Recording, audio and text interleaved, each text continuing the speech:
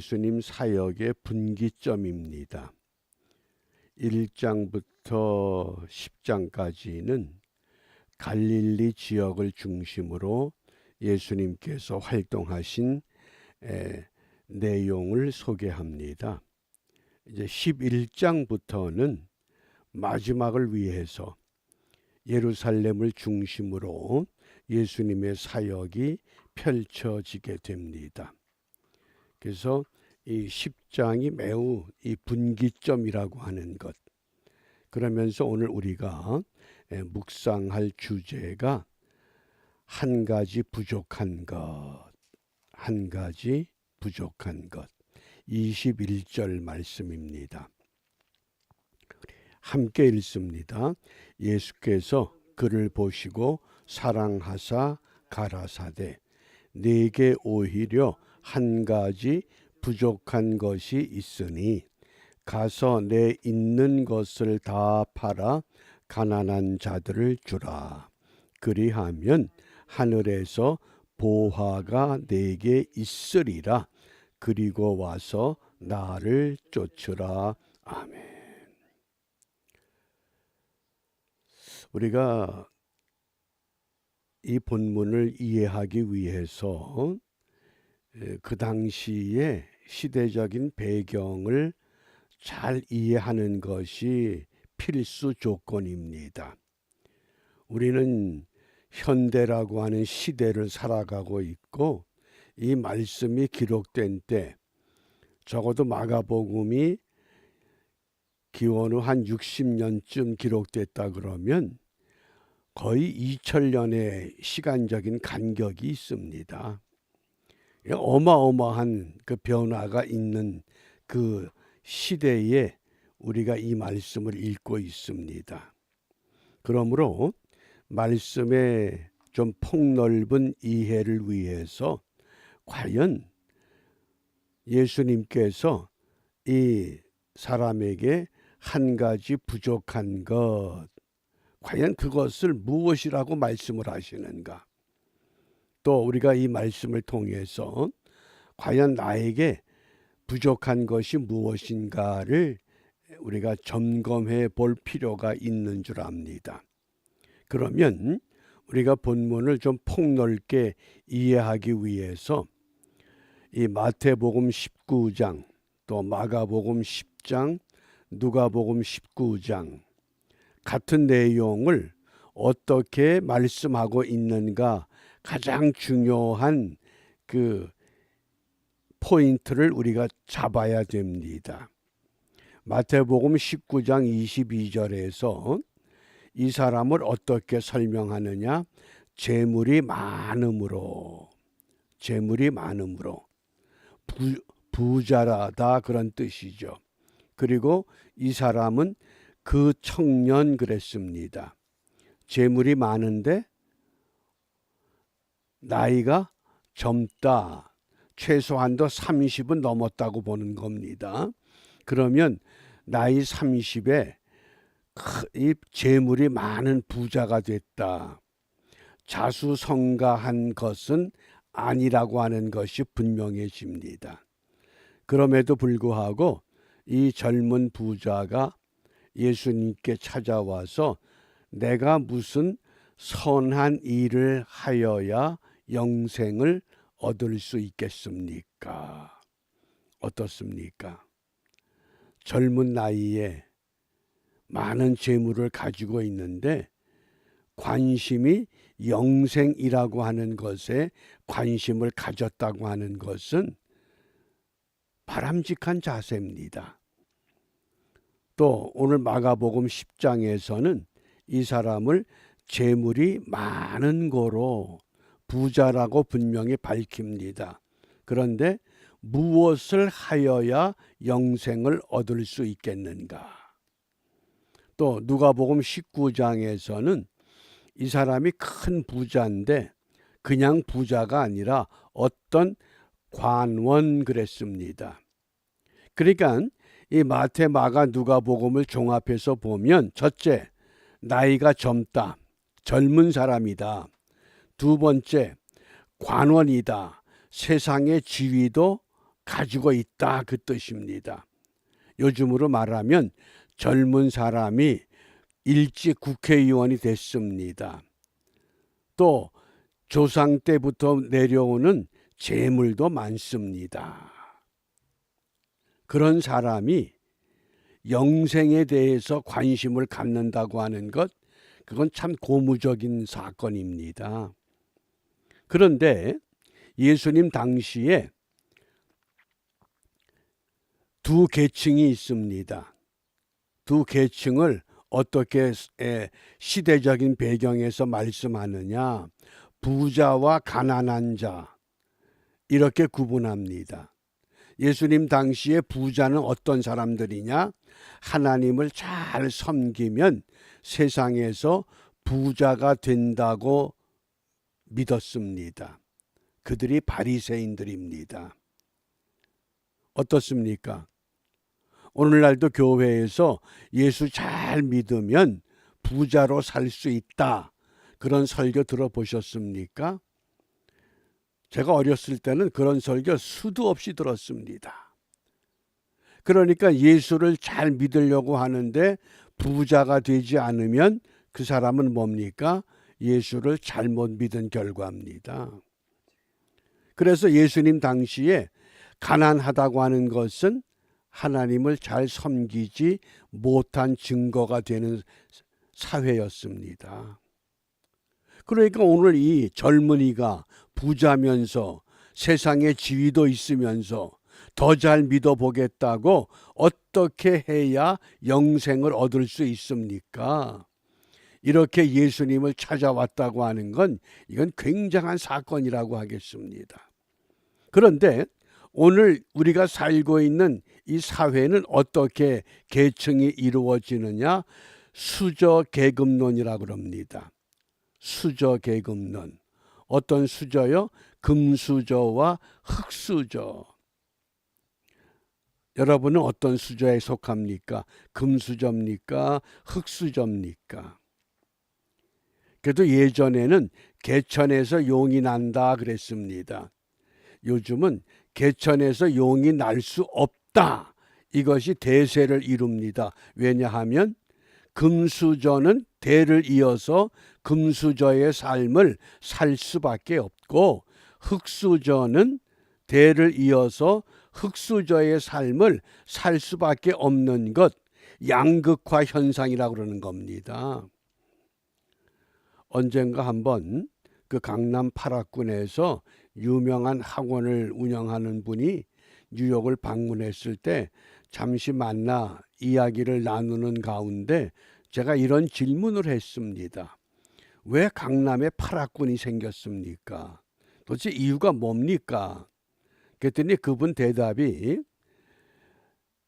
세상 모든 것 다 가지고 있는 사람들이 이미 재산은 다 물려줄 수가 있는데 한 가지 바르게 물려주지 못하는 것, 그게 교육입니다.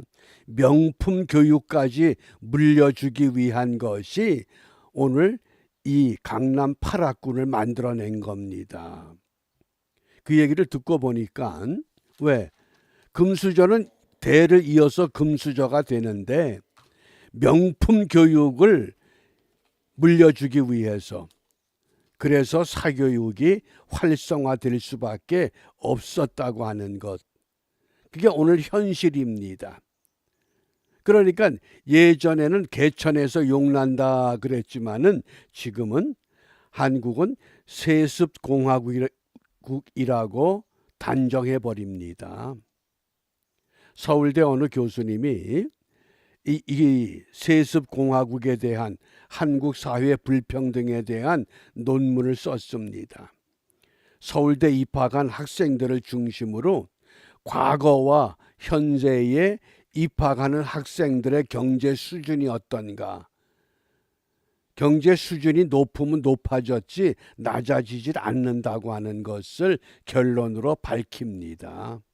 그러니까 예수님 당시에도 부자와 가난한 자의 양극화 현상, 오늘날도 마찬가지입니다. 미국은 안 그런 줄 아셔요? 예일대학에 기부 입학을 하기 위해서 150만 불 기부하면 입학이 가능한 케이스가 있다는 겁니다. 그 양극화 현상입니다. 그러니까 이런 사회 속에서, 이런 분위기에서 오늘 우리가 본문을 좀 볼 수 있기를 바랍니다. 17절입니다. 예수께서 길에 나가실새 한 사람이 달려와서, 이 사람이 어떤 사람이라고 그랬습니까? 젊은 사람, 돈이 많은 큰 부자, 세상 지위가 있는 사람, 그 사람이 달려와서 꿇어 앉아 묻자오되, 그런 사람이 예수님 앞에 꿇어 앉았습니다. 그러곤 선한 선생님이요, 선한 선생님이요, 내가 무엇을 하여야 영생을 얻으리이까? 외적인 자세가 큰 부자면서 젊으면서 세상 지위를 가졌으면서 겸손함까지 가지고 있습니다. 꿇어 앉아 묻자오되 선한 선생님이요, 내가 무엇을 하여야 영생을 얻으리이까? 그러자 예수님의 답변입니다. 우리 18절 함께 읽습니다. 예수께서 이르시되 네가 어찌하여 나를 선하다 일컫느냐? 하나님 한 분 외에는 선한 이가 없느니라. 아멘. 이 말씀을 어떻게 이해하십니까? 예수께서 이르시되 네가 어찌하여 나를 선하다 일컫느냐? 하나님 한 분 외에는 선한 이가 없느니라. 그러면 예수님은 선하지 않다는 겁니까? 어떻습니까?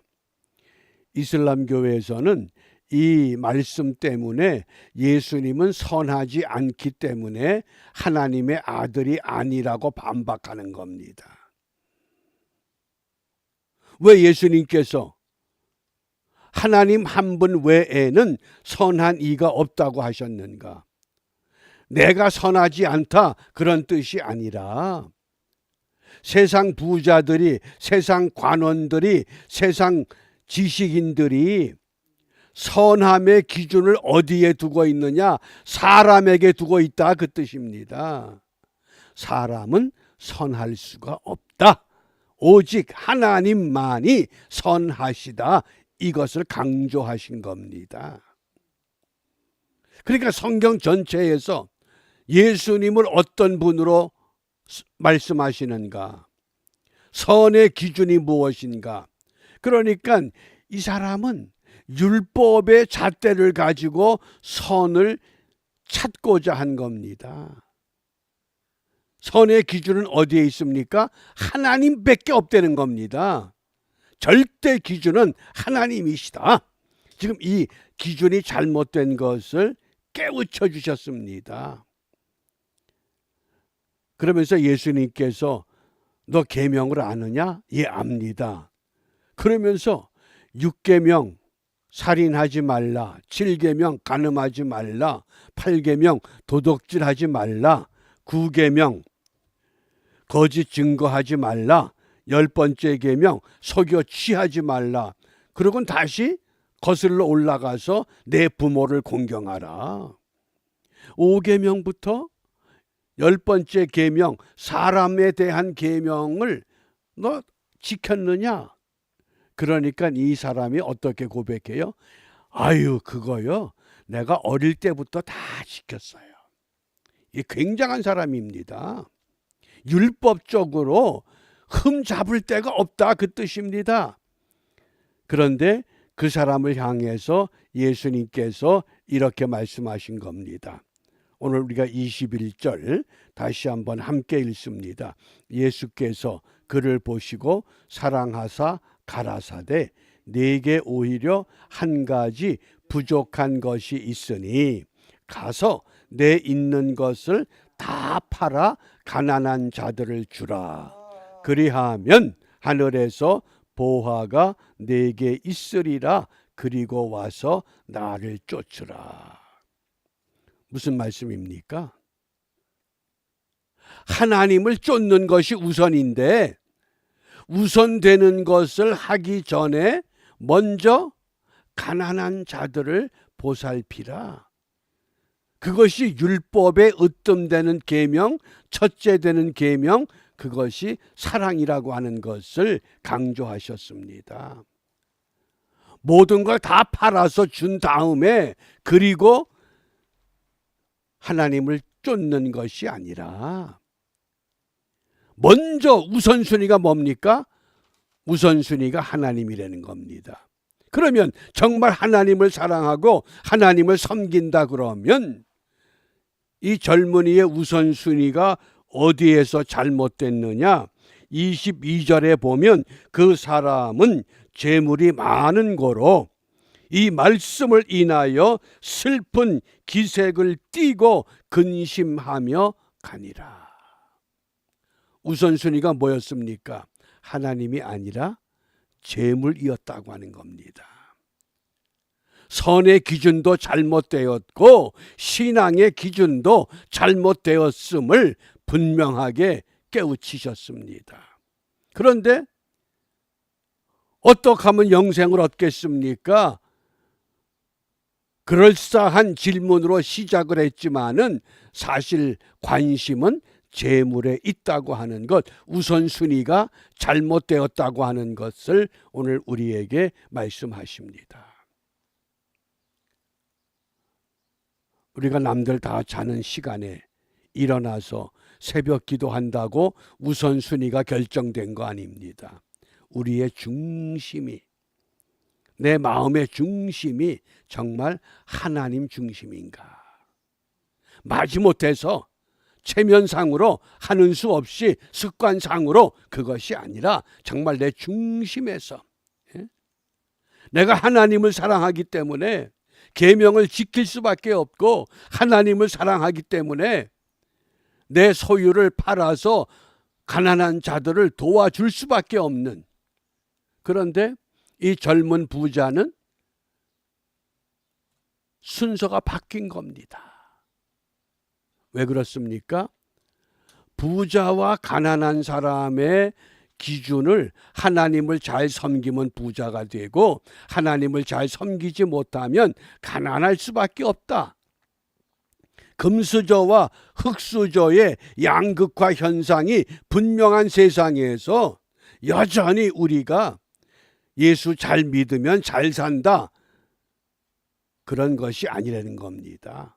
우선순위는, 거지 나사로의 우선순위는 뭡니까? 나는 비록 병들고 의료보험도 없고 부자의 상에서 떨어지는 부스러기를 먹을지라도 나는 하나님이 우선입니다. 스데반이 돌에 맞아 죽을 때도 나는 하나님이 우선입니다.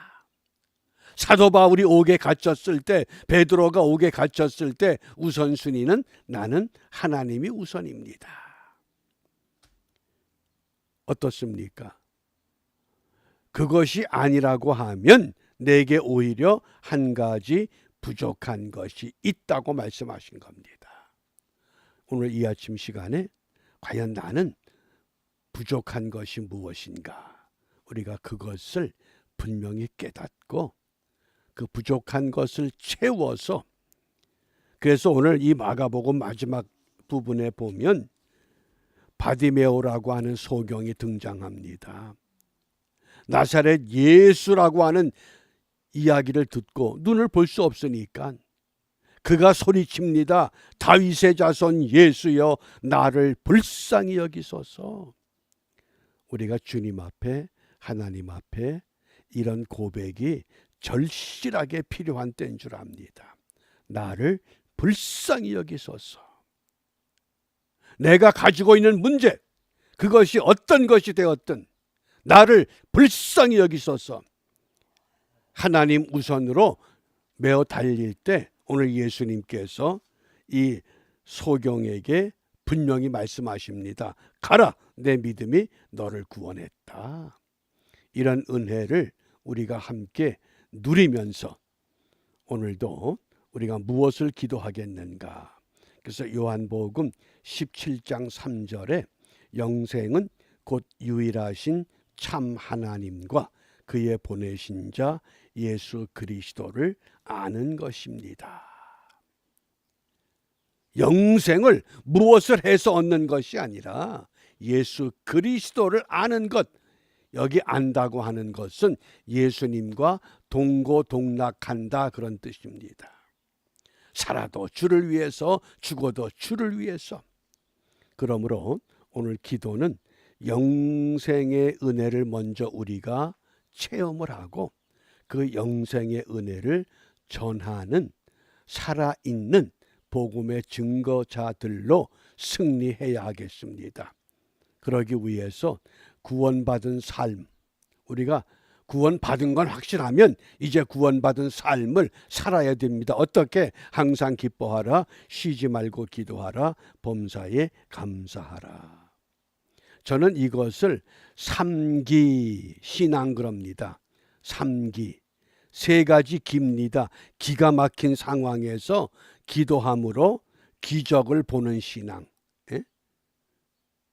기가 막힌 상황이 내 앞에 있다 할지라도, 기가 막힌 문제가 내 앞에 있다 할지라도 그 문제가 가지고 기도할 때 하나님의 기적은 반드시 우리에게 일어날 줄 확신합니다.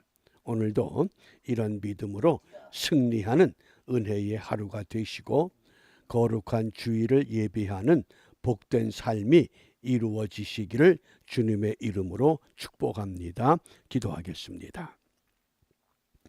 은혜가 풍성하신 하나님, 지금까지 지내온 것 주의 은혜가 분명합니다.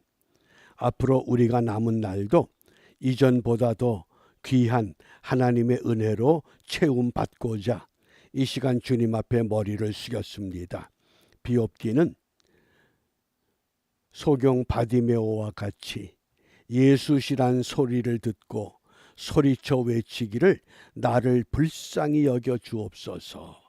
나를 불쌍히 여겨 주시고 저희들을 불쌍히 여겨 주시고 우리의 조국과 우리 민족을 불쌍히 여겨 주시고 하나님이 지으신 이 땅의 모든 것들을 불쌍히 여겨 주시어서 이러한 믿음의 사람들 까닭에 믿음이 너를 구원했다고 하는 그 놀라운 은총의 삶이, 은총의 열매가 이 땅에서 모아지는 은혜를 누리며 살아가는 우리 모두가 되도록 인도하여 주시옵소서.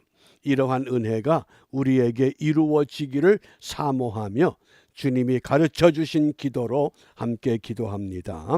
하늘에 계신 우리 아버지, 아버지의 이름을 거룩하게 하시며 아버지의 나라가 오게 하시며 아버지의 뜻이 하늘에서와 같이 땅에서도 이루어지게 하소서.